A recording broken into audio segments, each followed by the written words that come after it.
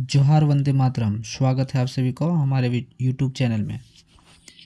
आज हम लोग कक्षा 8 के झारखंड बोर्ड का महत्वपूर्ण प्रश्न को देखेंगे।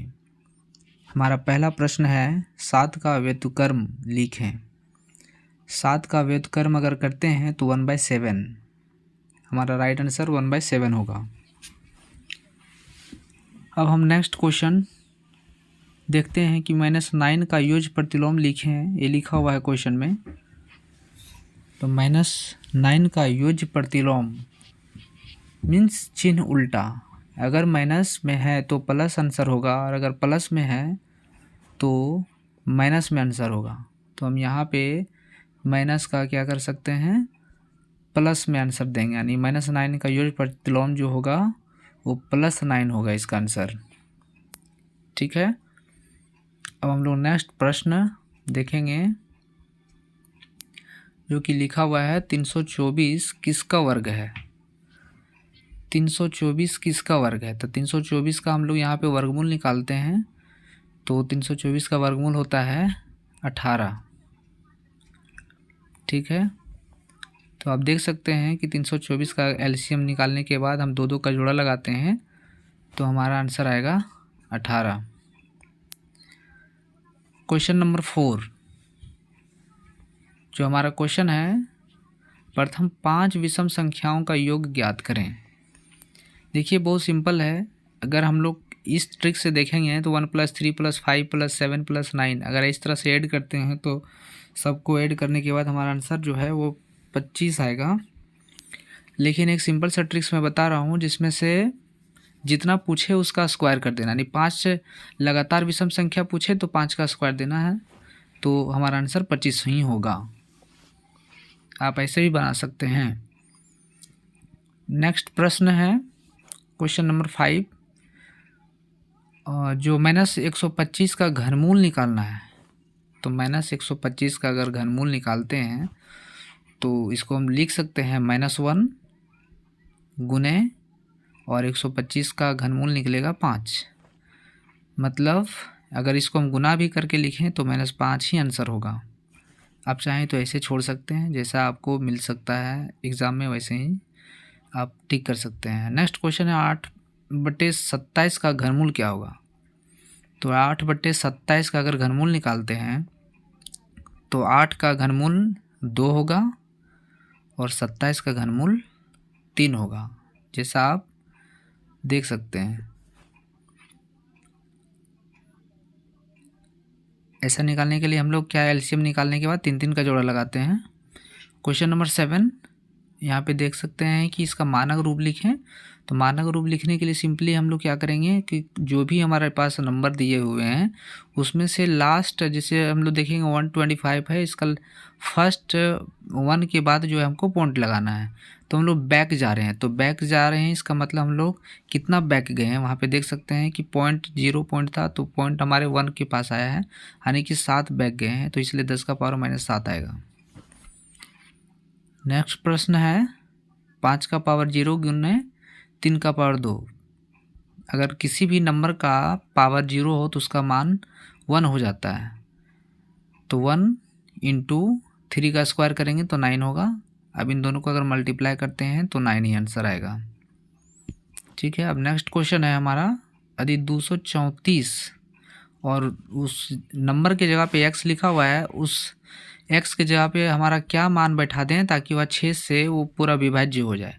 तो 6 से विभाज्यता का नियम आप पढ़े होंगे, जो कि है कि जो संख्या 2 और 3 दोनों से विभाज्य हो जाए वो संख्या हमारा 6 से भी विभाज्य हो जाएगा। इसलिए हम लोग चेक करते हैं, अगर हम वहाँ पे 2 बैठाते हैं तो 3 और 2 5, 5 और 4 9, 9 2 11 ही होता है। तो 2 तो हमारा 2 से कट जाता है, बट वो 3 से नहीं कटेगा, इसलिए हम उसे नहीं ले सकते हैं। अब हम लोग सिंपली 4 भी लेकर के देख सकते हैं।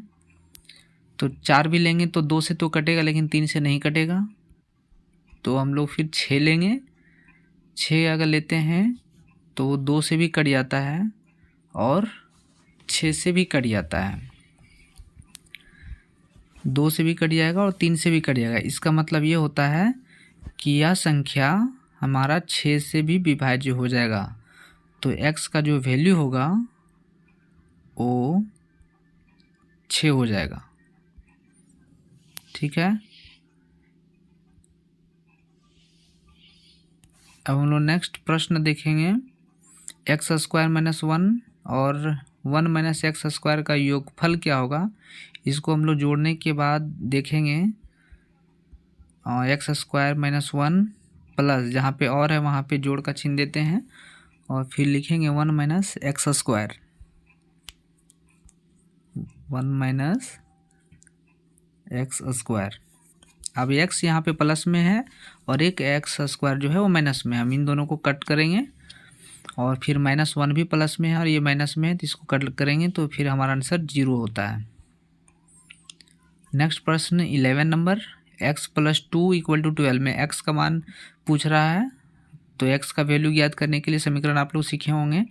तो +2 जो है x के हमारे बाएं साइड में है, तो उसको हम लोग दाएं साइड लेके और चलेंगे।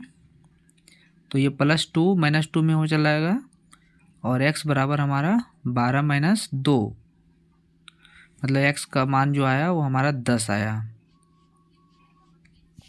x का मान 10।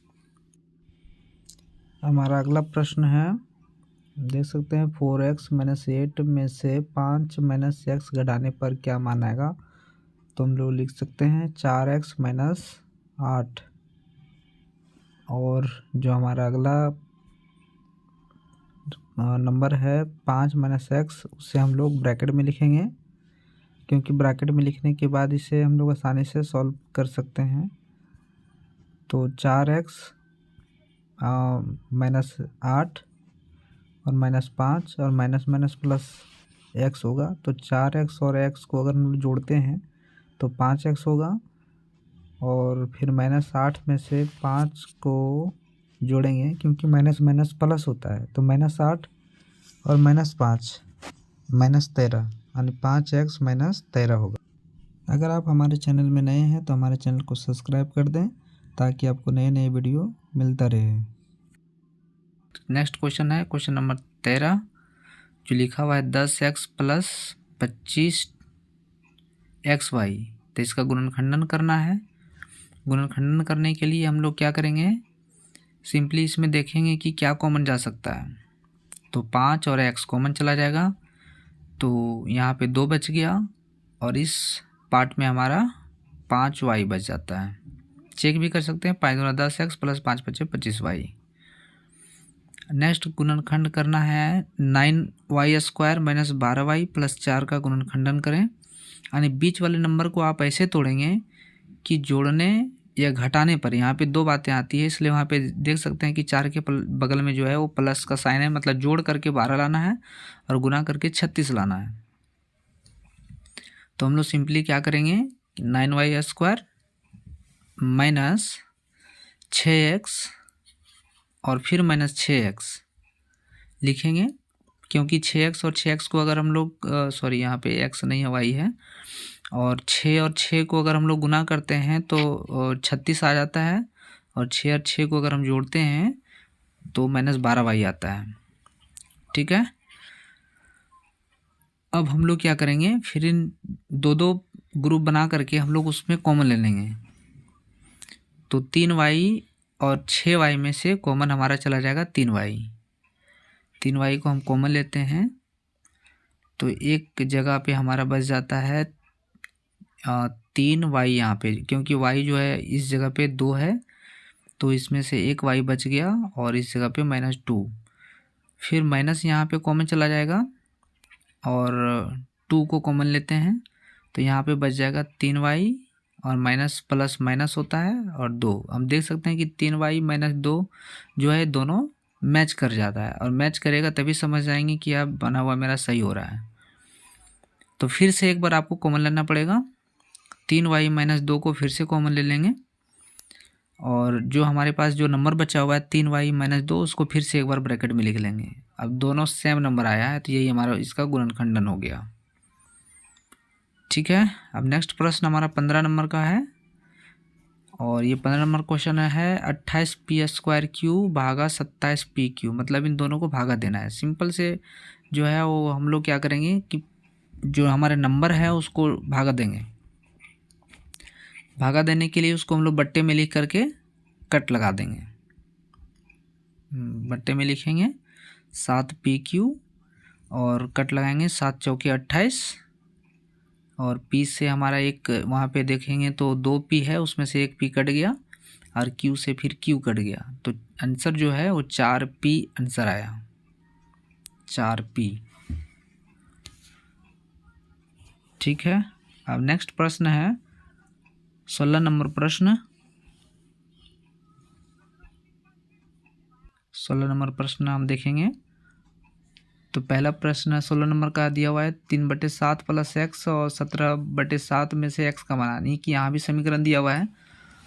तो हम लोग क्या करेंगे कि नंबर को एक तरफ करेंगे, तो x बराबर 17/7 में से 3/7 को हम लोग हटाएंगे।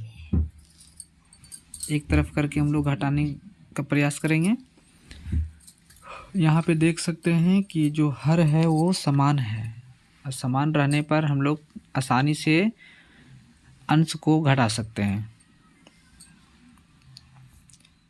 तो यहाँ पे 17 में 3 घटेंगे तो 14 बचेगा, 14/7 इसको कट लगाएंगे, 2 आंसर आया, x बराबर 2। क्वेश्चन नंबर 17, किसी रैखिक समीकरण में जो घात का मान होता है वो क्या होता है। तो रैखिक समीकरण सिंपल में से इसमें जो पावर होता है वो 1 ही होता है, इसलिए इसका सही आंसर 1 होगा। नेक्स्ट प्रश्न है 75 पैसे का 2 रुपये के साथ अनुपात ज्ञात करें। तो एक देख सकते हैं कि एक पैसे में है एक रुपये में है, दोनों को हम लोग को सेम नंबर में लाना है। इसका मतलब कि पैसे है तो पैसे में चेंज करना पड़ेगा, रुपये तो रुपये में चेंज करना पड़ेगा। तो रुपये को थोड़ा पैसे में चेंज करना आसान है, 100 से गुना कर देंगे तो 75/2 × 100। अब यहाँ पे कट लगाएंगे, 25 दूना 50 और सॉरी हाँ यहाँ पे हम लोग देख सकते हैं 25 से हम लोग कट लगाएंगे। ठीक है, यहाँ पे 75 को कट लगाएंगे तो 25 × 75 हो गया और 25 चौके 100। अब हमारे जो अंश में जो नंबर बचे हुए हैं वो 3 है और हर में जो नंबर आया है वो 2 और 4 जो है वो दोनों को गुना करके लिखेंगे 8, 3/8। इसे हम लोग अनुपात में लिख लेंगे 3:8, क्योंकि हमको क्वेश्चन में कहा जा रहा था कि इसका अनुपात ज्ञात करें, तो इसका सही आंसर हो जाएगा 3:8। जो हमारा अगला प्रश्न है वो 50 आमों के समूह में 40% आम पके हुए हैं। आम कितने पके हुए हैं? 40%, और टोटल आम है 50, तो 50 का 40% आप निकालेंगे। तो कैसे निकालते हैं यहाँ पे देखेंगे, क्वेश्चन को बढ़िया से देखेंगे और इससे निकालने का प्रयास करेंगे। 50 का मीन्स गुना, यानी 50 का 40%, 40/100। आप 0 से 0 कट लगाएंगे और 5 और 4 को गुना करके लिखेंगे, 20 आया।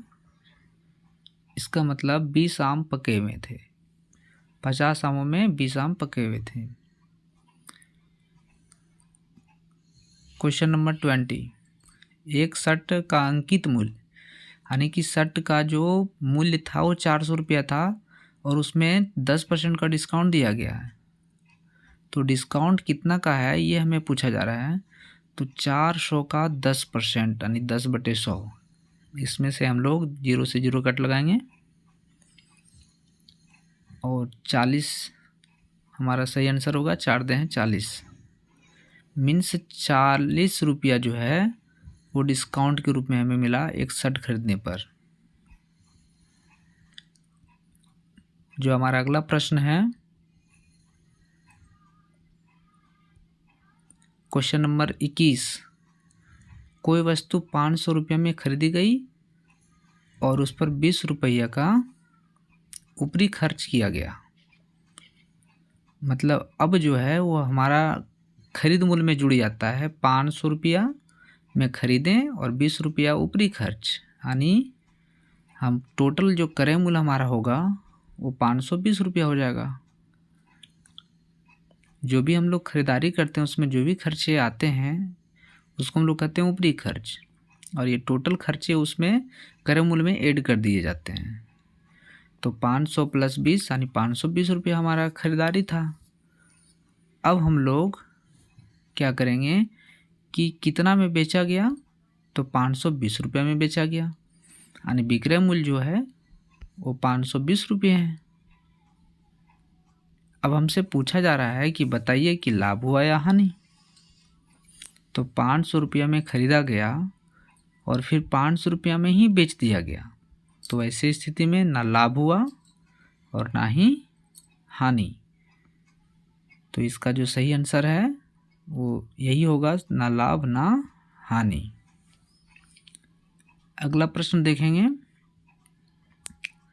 प्रश्न है 22, यदि 8 पेन का मूल्य 72 रुपया है तो 108 रुपया में कितने पेन खरीदे जाएंगे। मतलब ये कि अगर आप 72 रुपया लेके जाते हैं दुकान तो 8 पेन आप खरीद सकते हैं। तो सबसे पहले हम लोग क्या करेंगे, एक पेन का मूल्य ज्ञात कर लेंगे। तो दोनों को हम लोग भागा लगाते हैं। 72 को 8 से अगर हम लोग भागा देते हैं तो 9 रुपया आता है। एक जो कलम का दाम है वो 9 रुपया आया, ठीक है। अब हम लोग को 108 रुपया में कितने पेन खरीदे जाएंगे ये प्रश्न पूछा जा रहा है। तो हम लोग 108 को 9 से भागा लगाएंगे। 108 भागा 9। जब इसको हम दोनों को भागा देते हैं तो 12 आंसर आता है। मतलब हम लोग 12 पेन खरीद सकते हैं। अगला प्रश्न है 45 आदमी किसी काम को 49 दिन में कर सकते हैं, तो 35 आदमी उसी कार्य को कितने दिनों में करेंगे। मतलब जब 45 आदमी था तो 49 दिन लगा, अब 35 आदमी तो दिन तो अब ज़्यादा लगेंगे। तो काम का जितने भी प्रश्न आएंगे तो हम दोनों को क्या करते हैं, आपस में मल्टीप्लाई करते हैं। यानी कि 45 आदमी था तो 49 दिन लगा, यानी 45 × 49, और 35 दिन में समाप्त करना है काम, 35 आदमी और लगेंगे तो उसको हम लोग भागा दे देंगे। अब यहाँ पे कट लगाते हैं 7 से, 7 × 5 = 35 और 7 × 7 = 49, और फिर 5 से हम लोग कट लगाएंगे। 45 को 9 बार में आता है। अब इन दोनों को हम लोग गुना कर देंगे 9 और 7 को, तो 63 दिन लगेंगे। मतलब कि जब आदमी ज़्यादा रहे तो समय कम लगेगा, अब जब आदमी कम हो जाए तो दिन ज़्यादा लगेंगे। अगला प्रश्न की ओर चलते हैं। हमारा अगला प्रश्न जो है वो इस प्रकार से है कि किसी पंचभुज के कोनों का योग कितना होगा। तो इसके लिए फॉर्मूला है, भुजा में से 2 को घटाएंगे और 180 से गुना कर देंगे। जितना भी किसी का भी अगर मान पूछे, पंचभुज है तो 5 भुजा है, उसको 2 घटाएंगे और 180 से गुना करेंगे। 5 में से 2 घटेगा तो 3 × 180, 18 × 3 = 54, यानी 540 डिग्री। 5 जो पंचभुज है उसके अगर पांचों कोनों को जोड़ेंगे तो 540 डिग्री आएगा। आप इस फॉर्मूला को नोट कर लेंगे। हमारा अगला प्रश्न है, एक षष्ठभुज में कितने विकर्ण होते हैं। षष्ठभुज मतलब जिसकी 6 भुजा हो। तो विकर्ण ज्ञात करने के लिए एक फॉर्मूला है, भुजा गुने भुजा -3, और हम लोग इसको 2 से भागा दे देते हैं। तो भुजा तो 6 है, अब 6 में से 3 हम लोग घटाएंगे और 2 से भागा लगाएंगे। 2 से हम लोग 6 को कट लगाएंगे तो 3 बार में कट जाएगा। अब 6 में से 3 को घटा के 3 से फिर से गुना कर देंगे तो देख सकते हैं कि 9 आया। मतलब कि जो 6 षष्ठभुज है उसमें विकर्णों की संख्या 9 होंगे। अब अगला प्रश्न है हमारा, एक चतुर्भुज के कोण अनुपात में दिए गए हैं 1:2 रेशियो 3 रेशियो 4 में है। इनमें सबसे छोटा कौन ज्ञात करें। तो हम लोग जानते हैं कि 4 यहाँ पे दिया हुआ है कौन, मतलब कि चारों कोनों का योग हम लोग को लिखना है 360 डिग्री। तो हम लोग x मान करके इसको बनाएंगे, कौन को x मान लेंगे, यानी 1x 2x + 3x + 4x = 360। अगर हम सबको ऐड करते हैं तो हमारे पास देख सकते हैं 10x = 360 डिग्री आया। अब 0 से 0 कट लगाएंगे तो x का जो वैल्यू है वो 36 आया है। अब हमसे पूछा जा रहा है कि इसमें से सबसे छोटा कौन कौन सा था। तो सबसे छोटा कौन तो x ही था, यानी 1। तो हमारा सही आंसर जो है वो 36 ही है। x का वैल्यू 36, छोटा कौन 36। अब अगला प्रश्न है, एक बेलन में कितने शीर्ष होते हैं। एक बेलन में कितने शीर्ष होते हैं। शीर्ष जहाँ पे दोनों रेखाखंड मिलते हैं उस जगह को हम लोग शीर्ष कहते हैं। लेकिन एक बेलन में शीर्षों की जो संख्या होगी वो 0 हो जाएगी, क्योंकि यहाँ पे 2 रेखाखंड आपस में नहीं मिल रहे हैं। तो ऐसी स्थिति में जो इसमें संख्या होगी वो कितनी हो जाएगी, 0। अब हम लोग अगला प्रश्न की ओर चलते हैं। वर्ग की एक भुजा की लंबाई 25 सेंटीमीटर है, तो इसका परिमाप क्या होगा। तो वर्ग का हम लोग परिमाप का फॉर्मूला लगाएंगे। वर्ग का परिमाप का फॉर्मूला होता है 4 गुने भुजा। इसे भी आप नोट कर लेंगे, एग्ज़ाम में ये प्रश्न आ भी सकता है, बहुत ही इम्पोर्टेंट प्रश्न है।